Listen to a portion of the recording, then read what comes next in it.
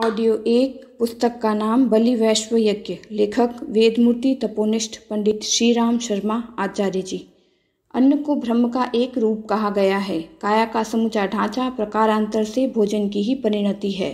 अन्न से प्राणी का जन्म, विकास, परिपुष्टता और अन्नमय कोश बनता है।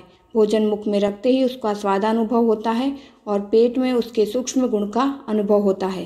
गीता में आहार के सूक्ष्म गुणों को लक्ष्य करके उसे 3 श्रेणियों में सात्विक, राजसिक एवं तामसिक में विभाजित किया गया है। अन्न के स्थूल भाग से शरीर के रस, रस से रक्त, रक्त से मांस, मांस से अस्थि और मज्जा, मेद, वीर्य आदि बनते हैं। इसलिए शरीर शास्त्री और मनोवैज्ञानिक इस संबंध में प्रायः एक मत है कि जैसा आहार होगा वैसा ही मन बनेगा। अनीति से प्राप्त धन अथवा पाप की कमाई आकर्षक तो लगती है, परंतु वही जीवन में कुसंस्कार और रोगों का कारण बनती है। हमारा आहार जिस स्रोत या साधन से हमको उपलब्ध होता है, वही यदि अशुद्ध, दूषित अथवा पाप युक्त है तो उसका बुरा प्रभाव निश्चित रूप से हमारे मन और बुद्धि पर पड़ेगा। उससे छुटकारा पा सकना वैसा सहज नहीं है। उदाहरणार्थ उससे शारीरिक पुष्टि कदाचित भले ही प्राप्त हो जाए, पर मन और आत्मा की तुष्टि उससे कभी नहीं हो सकती। आत्मा की प्रगति का मुख्य साधन मन है और मन का निर्माण अन्न से होता है। मन ही बंधन और मोक्ष मुक्ति का कारण है। योगेश्वर गीता में कहते हैं, मन एव मनुष्याणाम कारणम बंध मोक्षयो। मन की कुटिलता एवं चंचलता को नियंत्रित रखने से ही अध्यात्म मार्ग में प्रगति होती है। भोजन के 3 भाग होते हैं। स्थूल भाग मल बनता है, मध्यम से रस, रक्त, मांस और सूक्ष्म भाग से मन बनता है। अधिक भोजन करने वाले रोगी होकर आयु कम करते हैं।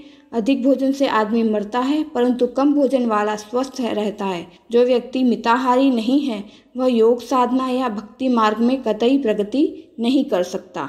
आहार शुद्धो सत्व शुद्धि, सत्व शुद्धो ध्रुवा स्मृति, स्मृति लंबे सर्वग्रथीनाम विप्रमोक्ष तस्मै नदी कषायाय तम सस्पारम दर्शयति भगवान सनत कुमारः। छांदोग्य उपनिषद। अर्थात भोजन शुद्ध होता है तो अंतःकरण शुद्ध और पवित्र होता है, और अंतःकरण अर्थात सत्व शुद्धि से पूर्ण तत्व परमात्मा का अनंत स्मरण होता है। इसी से सभी दोष, दुर्गुण और कुसंस्कार का नाश होता है। इसी तरह निष्पाप नारद जी को सनत कुमार ने परमात्मा का साक्षात्कार कराया।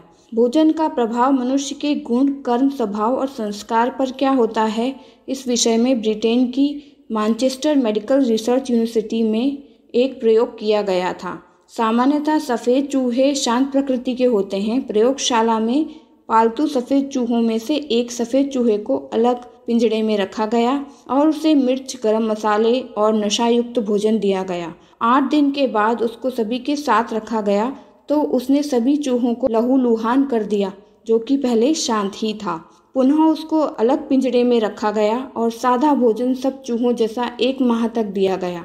वही चूहा पुनः शांत प्रकृति का हो गया। इससे यही साबित होता है कि भोजन से शरीर का पोषण ही नहीं, मनुष्य का व्यक्तित्व यानी गुण, कर्म, स्वभाव और संस्कार बनते हैं। अपितु जैसा आहार वैसा विचार। भोजन जिस उद्देश्य से कराया जाता है उसका प्रभाव मन एवं आत्मा पर निश्चित रूप से पड़ता है। पुण्य महात्मा हंसराज जी एक बार हरिद्वार के मोहन आश्रम में ठहरे हुए थे। एक वानप्रस्थी उनके पास ही एक कमरे में रहता था। एक दिन वानप्रस्थी महात्मा जी के पास आया और जोर जोर से रोने लगा। महात्मा जी ने पूछा, क्या हुआ आपको? वह बोला, मैं लुट गया महाराज जी, मेरी उम्र भर की कमाई नष्ट हो गई। पूछने पर पता लगा कि वो वानप्रस्थी पिछले कई वर्षों से ईश्वर भक्ति के मार्ग पर चलता हुआ ध्यान और उपासना की उस सीढ़ी तक पहुंच चुका था। उसमें आनंद से मस्त होकर ध्यान में वह घंटों बैठा रहता। उसने रोते हुए बताया कि कल रात से ध्यान में एक नौजवान लड़की उसके सामने आकर खड़ी हो जाती है। प्रयास करने पर भी मन ध्यान में नहीं लगता। स्वामी जी ने पूछा, इस बीच किसी बुरे व्यक्ति की संगति या किसी घटिया पुस्तक का अध्ययन तो नहीं किया? उसने कहा, नहीं। बाद में खोजने पर पता लगा कि कल शाम उसने एक भंडारे में भोजन किया था। उस व्यक्ति ने धन के लोभ में 10,000 रुपए में अपनी जवान बेटी को बेच दिया था। उस पाप का प्रायश्चित करने के लिए उसने हरिद्वार आकर स्नान और भंडारा किया था। महात्मा जी ने इस बात को सुनकर कहा, यही वह नौजवान लड़की है जो तुम्हें दिखाई देती है। तुमने जो कुछ खाया वह पुण्य भाव से दिया हुआ दान नहीं था, परंतु पाप की कमाई में तुम्हें भागीदार बनाया। जब तक वह अन्न तुम्हारे शरीर से नहीं निकलेगा तब तक वह उस दुखी लड़की का दिखाई देना बंद न होगा। महात्मा जी ने उसे जुलाब देकर दस्त कराए और उस दिन गंगा जल पर उपवास कराया, तब जाकर सामान्य स्थिति में आया। यह है पाप का अन्न खाने का परिणाम। आप और हम दिन प्रतिदिन किस प्रकार का अन्न खा रहे हैं, सोचिए हमारा क्या होगा। पकाने वाले का दुष्प्रभाव। भारत के मान्य सन्यासी महात्मा आनंद स्वामी गायत्री के सिद्ध साधक थे। उनके पुत्र रणवीर पर एक बार संयोगवश हत्या का गलत इल्जाम लगा था। जेल में फांसी की कोठरी में कैद था। उसके बारे में स्वामी जी ने स्वयं यह संस्मरण लिखा था। रणवीर था फांसी की कोठरी में। वह उपनिषदों का पाठ करता था, गायत्री मंत्र का जाप करता था। फांसी की कोठरी में वह हर समय हंसता रहता था, परंतु एक दिन मैंने उसे बहुत उदास देखा। पूछा, तू आज उदास क्यों है? रणवीर ने कहा, आप तो जानते ही हैं, मैं अपनी माँ से बहुत प्यार करता हूँ, परंतु कल से मेरे मन में भयानक दृश्य उभरता है। ऐसा प्रतीत होता है कि कोठरी में मेरी माँ अपने बालों को खोल बैठी है, बालों को सुखा रही है।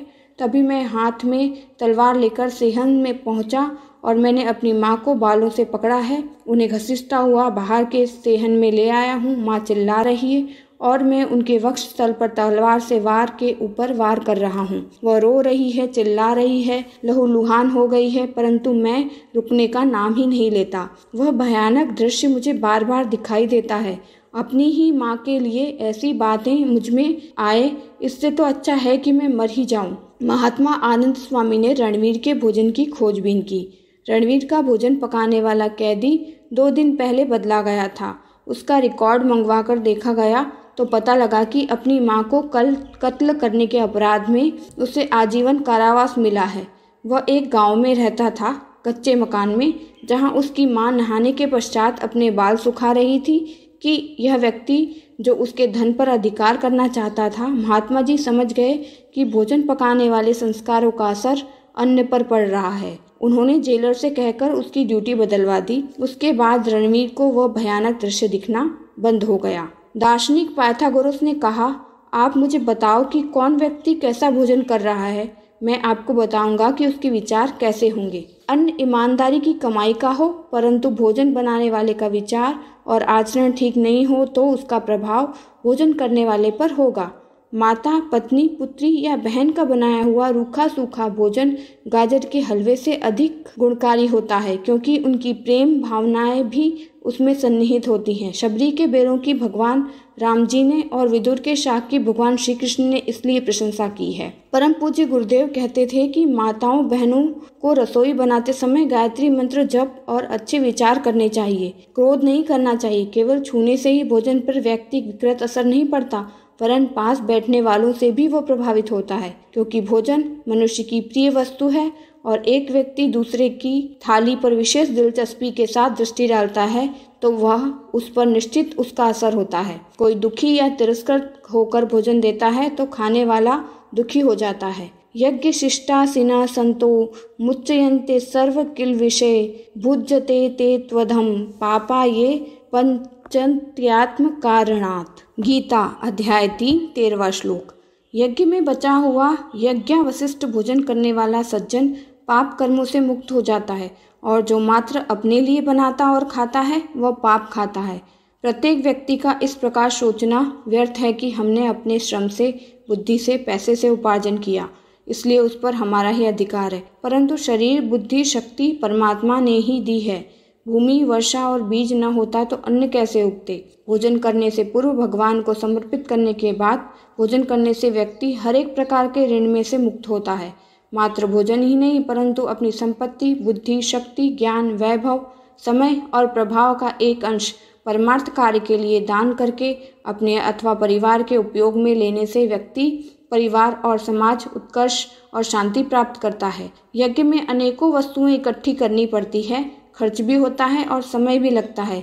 इसलिए हमारे ऋषियों ने एक सुगम और सरल बलि वैश्व परंपरा चलाई है, जो एक छोटे से यज्ञ संस्कार की महान धरोहर है। इस यज्ञ को वेद, उपनिषद, शास्त्र, पुराण, गीता, संत, महंत, ध्यानी, ज्ञानी, योगी, तपस्वी, साधक और भक्त बलि वैश्व यज्ञ कहते हैं। युग ऋषि पंडित पूज्य गुरुदेव श्री राम शर्मा आचार्य जी ने गायत्री परिवार के परिजनों को घर घर पहुंचकर इस बलि वैश्व यज्ञ अभियान को पुनः स्थापित करने हेतु आह्वान किया है। इसलिए अपने राष्ट्र की माताओं बहनों को इस व्यक्ति और परिवार निर्माण की महत्वपूर्ण प्रक्रिया को जानना चाहिए और प्रत्येक घर में उसका शुभारंभ कराना चाहिए। घर में बिना नमक और मिर्च का भोजन यानी रोटी या चावल थोड़ा सा लेकर 1 बूंद घी, थोड़ी सी चीनी, गुड़ मिलाकर एक स्वच्छ तांबे के कुंड को गैस या चूल्हा पर रखकर इसमें 5 आहुति देनी चाहिए। जब परिवार के सदस्य भोजन के लिए बैठे तो उन्हें उसी का प्रसाद पहले देना चाहिए, जिसे यज्ञ शिष्ट कहते हैं। यही है यज्ञ भगवान का प्रसाद। योगेश्वर श्री कृष्ण गीता में बताते हैं कि हमारे शास्त्र ये बताते हैं कि यज्ञ से वातावरण और अन्नादि सुसंस्कारी और प्राणवान बनते हैं। सह यज्ञा प्रजा सृष्ट्वा पुरोवाच प्रजापति अनेन प्रसविष्य ध्वमेश वोस्तिष्ठ कामधुक। गीता अध्याय 3 10वां श्लोक। प्रजापति ने यज्ञ और प्रजा का सर्जन एक साथ किया है। प्रजा यज्ञ का आराधन करे तो उनकी सभी आवश्यकताएं यज्ञ भगवान पूर्ण करेंगे। हमारे सभी के मन में यह प्रश्न स्वाभाविक है कि यज्ञ से क्या लाभ होगा। योगेश्वर श्री कृष्ण भगवत गीता जवाब देते हैं, इष्टा न भोगान ही वो देवा दास्यन्ते यज्ञ भाविता ते दत्तान प्रदादेभ्यो यो भूडन्त ते स्तेन एव सह। गीता अध्याय 3 12वां श्लोक। यज्ञ से प्रसन्न देवता आपको इष्ट भोग योग्य भोग प्रदान करेंगे।